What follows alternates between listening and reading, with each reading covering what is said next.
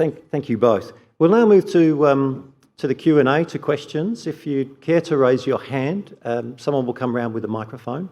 What I'd like to do, though, is someone's actually used the Pigeonhole application, so I'll just read out this question. It's one for Michael. Bear with me.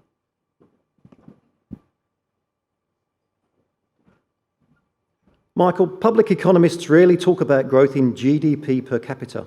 Would use of this metric, rather than the raw GDP number, better reflect the state of the economy? Certainly, people love this GDP per capita. They see it as a handy way of measuring how we're all doing, living standards and the like. But what it really misses is the fact that what's really important is the income generated by that production. So the measure we should all be looking at is real net national disposable income per person. Now, try fitting that into a 60-letter tweet or whatever the number is. It's very difficult, so it never gets any attention. But it does raise the broader issue that we heard in the earlier session as well. I mean, does GDP really measure what's important to us? And the OECD is running this project at the moment, trying to work out what they're calling a better living index. So they came up with a novel idea of asking people around the world about what actually matters to them. And they've come up with about 12 variables. Now, some of them just the standard things like income and the rest, but a lot of them are those sort of things that do kind of feed more into that idea of well-being or gross national happiness, as they call it in Bhutan, for example. Now, we've actually tried to recreate that index for Australia with the kind of very granular data we get out of the Commonwealth Bank's business. And what it shows is there's actually been a kind of a modest improvement in this kind of overall measure of well-being over the last few years. We're kind of slightly in the more than half full cup when it comes down to that. Now, you can go to the OECD website and you can participate in the survey and tick the boxes that you think are important and help drive their analysis as well. But yes, we need to look beyond just the standard GDP numbers really when we're trying to work out the state of play.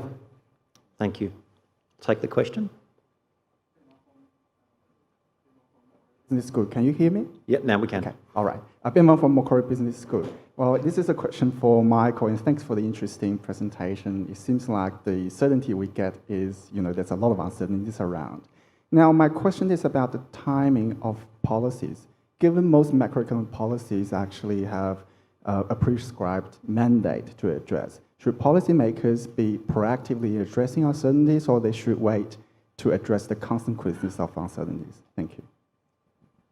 I suppose you could argue that an ounce of prevention's worth a pound of cure when it comes down to that. But you kind of need to know that you've got a problem before you do anything about it.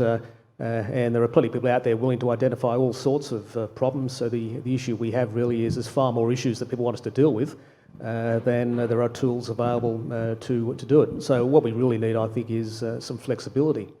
And it strikes me the Reserve Bank is quite a good example of this at the moment. So they have this inflation target, trying to get inflation between 2 to 3%. That's supposed to drive policy. But I think essentially they've given up on that because they realise they're not going to be able to do it.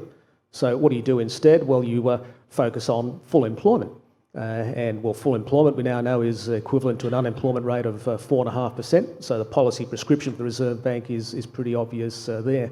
And you can kind of pursue that objective, kind of safe in the knowledge that you're not going to damage your primary objective about low inflation. And in fact, the only inflation that you're probably going to generate against that backdrop is wage inflation, and they routinely describe that as a good thing.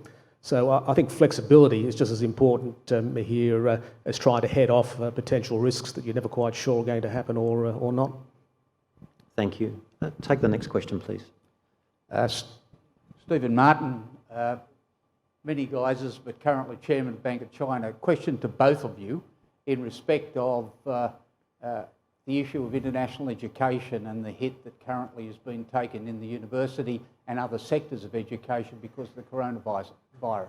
Michael, to you particularly, do you think you've underestimated in some of your commentary that you've given us today as to the effect of that, given that some estimates at the moment indicate that something like $3 billion has been lost to the Australian economy?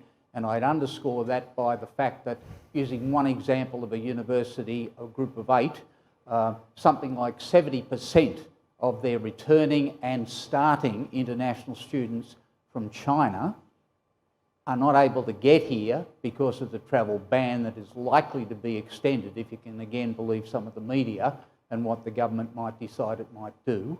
So my question is to you, in terms of the economic effects, you had some information about the bushfires, and I know it's been a movable feast, and the information you provided in our document certainly was produced last year before this started.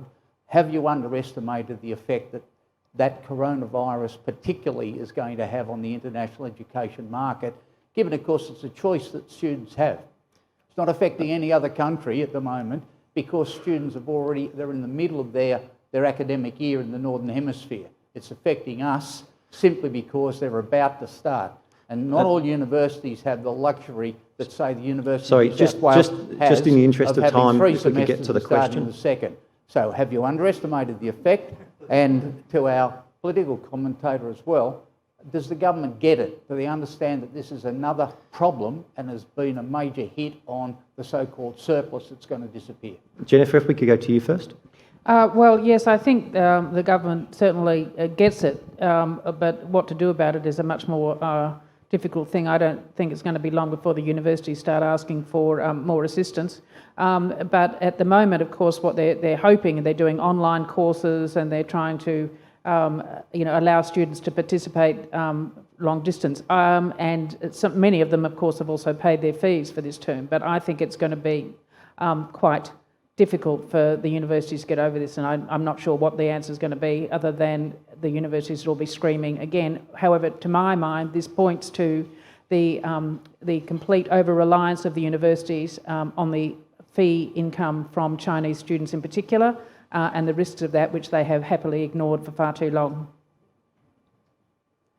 Well, I'll just quickly add, I thought I'd talk about tourism rather than education because it was a much harder topic. And this is kind of a very hard-hearted economist's view of the world. And my view is basically that the decision about where you're going for education is a lot more fixed. Once you've decided where you're going to go, you tend to stick with it. Holidays, you can just change your mind tomorrow and go somewhere else. But I think that education decision, once it's made, is more durable. So certainly in the short term, it's going to be negative, and some of the numbers you mentioned are quite scary about the size of that impact. But you would expect pretty quick recovery. When we think about the medium term, one thing that is pretty clear is the size of that global student pool is only going to increase, and it's going to increase at a faster rate than the number of places in highly rated institutions like those in Australia. So I think that kind of medium term story still looks pretty positive, but there will be periods like this where disruption dominates everything else. Okay, we've only got time for one more question. The critical debate about energy is intertwined with talk of climate, affordability, productivity and the economy. Do we see an end game yet? Question for both.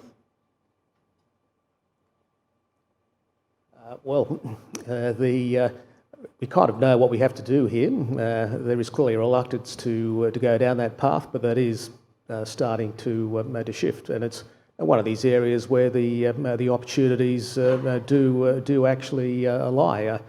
I was speaking to a group of business people from Sweden on Monday, and they'd arrived on the weekend, of course, right at the time of the deluge and so on, and it took me a little bit of convincing, took me time to convince them that the sun actually does shine in Australia, and it shines quite a lot, and there's all sorts of opportunities for renewable energy there.